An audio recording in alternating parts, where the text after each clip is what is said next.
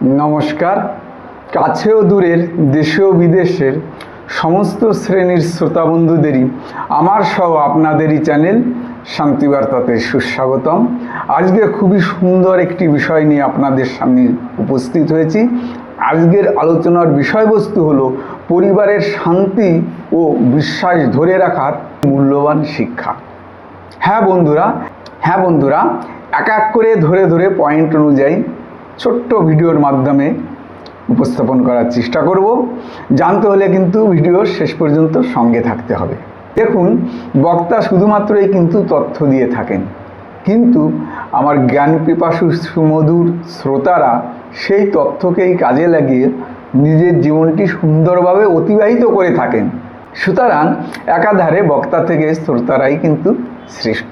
আলোচনার শুরুতেই প্রথমে 1 নম্বরে যে বিষয়টি উপস্থাপন করব সেটি হলো সম্মানের সাথে কথা বলুন। পরিবারের প্রত্যেকটা সদস্যের সঙ্গে সম্মানের সঙ্গে কথা বলবেন। পরিবারের সদস্যদের কারোর সঙ্গে মতভেদ হওয়াটা কিন্তু স্বাভাবিক, কিন্তু মতভেদ থাকলেও কথার মধ্যে যেন অসম্মান, তুচ্ছ তাচ্ছিল্য বা কটূক্তি না আসে। একটি সম্মানজনক ভাষা মানুষের হৃদয় জয় করে এবং সম্পর্ককে দীর্ঘস্থায়ী করে। মনে রাখবেন, ভালোবাসার ভিত্তি হলো পারস্পরিক সম্মান। যে পরিবারে সম্মান থাকে সেখানে সম্পর্কের বন্ধনও কিন্তু দৃঢ় হয়। এ বিষয়ে 2 নম্বরে যে বিষয়বস্তু উপস্থাপন করব সেগুলি হলো খাবারের টেবিলে ফোন নয়। খাবারের সময় শুধু খাবার খাওয়ার সময় নয়, এটি পরিবারের সঙ্গে হৃদয়ের সংযোগ তৈরির সময়। মোবাইল ফোন, টেলিভিশন বা অন্য কোনো বিভ্রান্তি থেকে দূরে রেখে একে অপরের দিকে তাকিয়ে কথা বলুন। এই ছোট অভ্যাস পরিবারের আন্তরিকতা, বোঝাপড়া ও ভালোবাসা বাড়িয়ে তুলতে সহায়তা করে। 3 নম্বরে যে বিষয়বস্তু তুলে ধরব সেগুলি হলো ভুল হলে ক্ষমা চাইতে শিখুন। মানুষ মাত্রই কিন্তু ভুল করে। ভুল করার পর অহংকার ধরে রাখার চেয়ে আন্তরিকভাবে দুঃখিত বলা অনেক বেশি শক্তির পরিচয়। ক্ষমা চাওয়া সম্পর্ককে ভাঙার হাত থেকে রক্ষা করে, তৎসহ অন্যের মনে আপনার প্রতি শ্রদ্ধা বাড়ায়। পরিবারের শান্তি বজায় রাখতে ক্ষমা চাওয়ার অভ্যাস অত্যন্ত গুরুত্বপূর্ণ ভূমিকা পালন করে। 4 নম্বরে যে বিষয়বস্তু তুলে ধরব সেগুলি হলো ছোট বড় সব সাফল্যই উদযাপন করুন। পরিবারের কারো সামান্য অর্জনকেও গুরুত্ব দিন। পরীক্ষায় ভালো ফল, নতুন চাকরি, তৎসহ কোনো দক্ষতা অর্জন কিংবা ছোট কোনো সফলতা, সব কিছু একসাথে উদযাপন করলে পরিবারের সদস্যদের আত্মবিশ্বাস বাড়ে। এতে সবাই অনুভব করেন যে তাদের প্রচেষ্টা মূল্যায়িত হচ্ছে।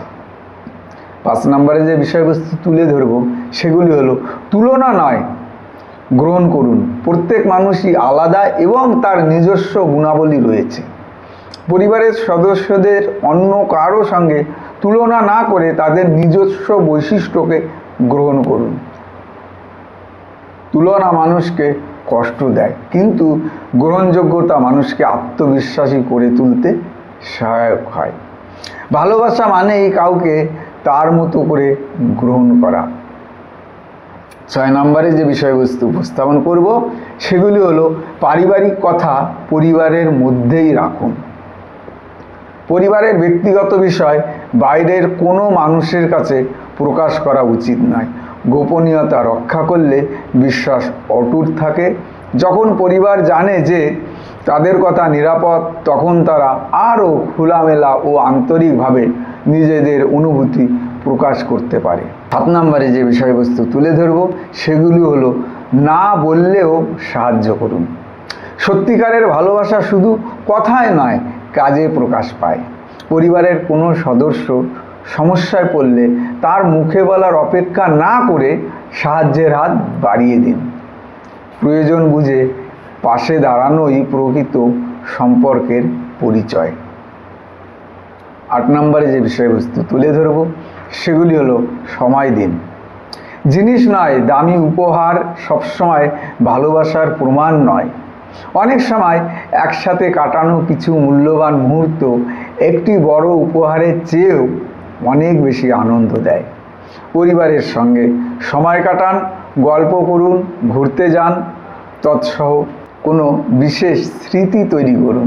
এই স্মৃতিগুলোই সম্পর্ককে শক্তিশালী করতে সাহায্য করবে। 9 নম্বরে যে বিষয়বস্তু তুলে ধরব সেগুলি হলো, আগে শুনুন তারপরে প্রতিক্রিয়া দিন। অনেক সময় আমরা অন্যের কথা সম্পূর্ণ না শুনেই প্রতিক্রিয়া জানাই, যা ভুল বোঝাবুঝির সৃষ্টি করে। ধৈর্য ধরে মনোযোগ দিয়ে শুনুন।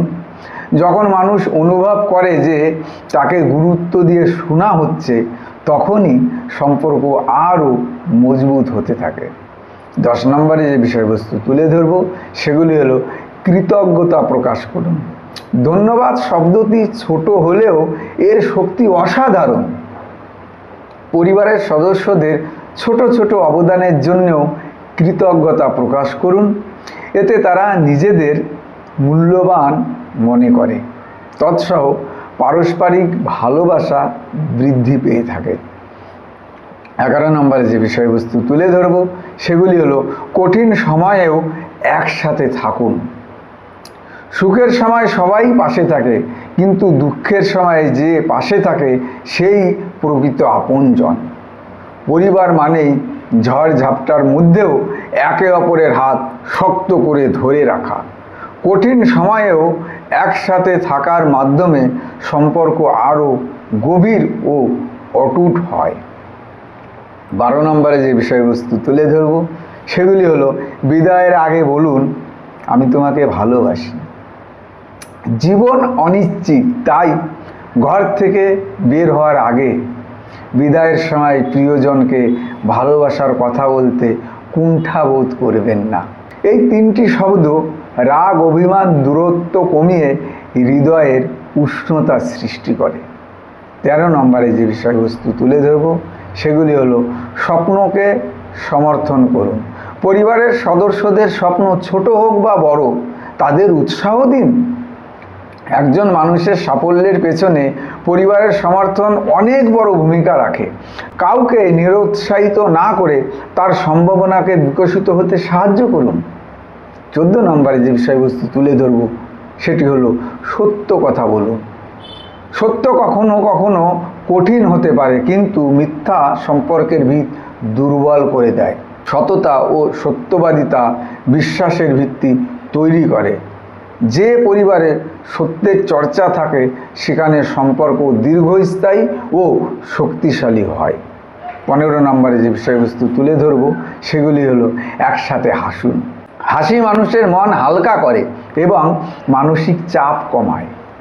একসাথে হাসি আনন্দ ভাগ করে নেওয়া পরিবারের সদস্যদের আরও কাছাকাছি নিয়ে আসে।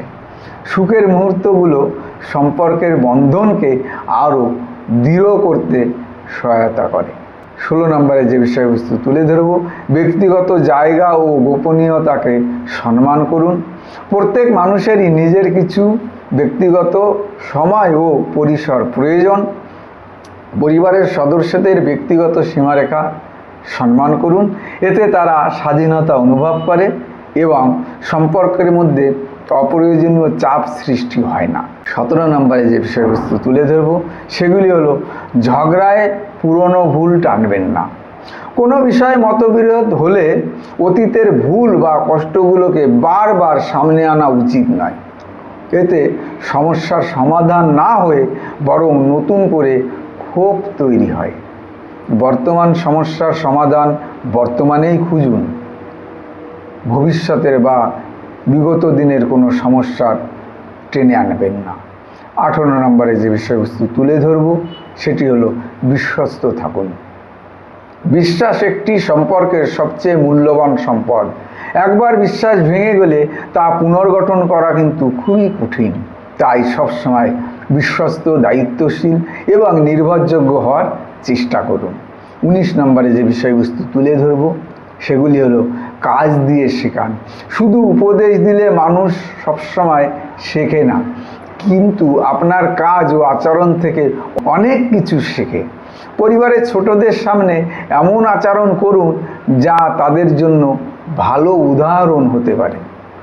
20 নম্বরে যে বিষয়বস্তু তুলে ধরব সেগুলি হলো একসাথে প্রার্থনা বা আত্মচিন্তা করুন। একসাথে প্রার্থনা, ধ্যান বা আত্মচিন্তার সময় কাটানো মানসিক শান্তি এনে দেয়।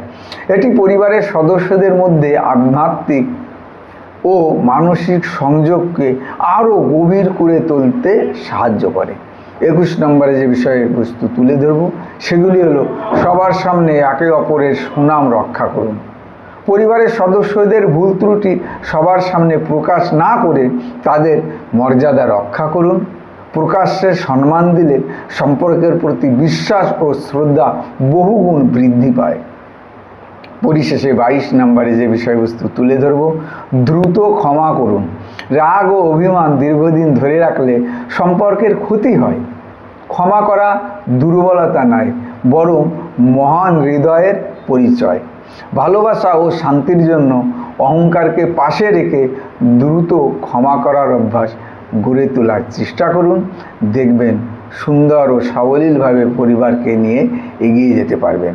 পরিশেষে একটি সুখী ও শান্তিপূর্ণ পরিবার হঠাৎ করে তৈরি হয় না, এটি গড়ে ওঠে প্রতিদিনের ছোট ছোট ভালো আচরণ, সম্মান, ত্যাগ, ভালোবাসা তৎসহ বিশ্বাসের মাধ্যমে।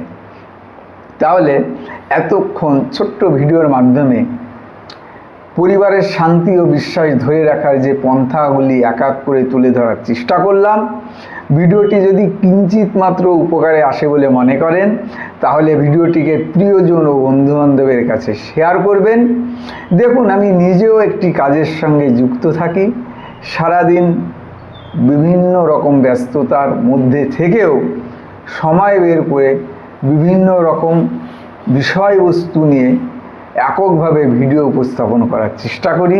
উদ্দেশ্য একটাই, শান্তিবার্তার কোনো ভিডিও যদি কোনো ব্যক্তি বিশেষের বিন্দুমাত্র উপকারে আসে তাহলেই এই ভিডিওর সার্থকতা। পরিশেষে যে কথা বলে আমি শেষ করি, সবাই অনেক ভালো থাকবেন, সুস্থ থাকবেন, শান্তিবার্তার সঙ্গে জুড়ে থাকবেন। নমস্কার।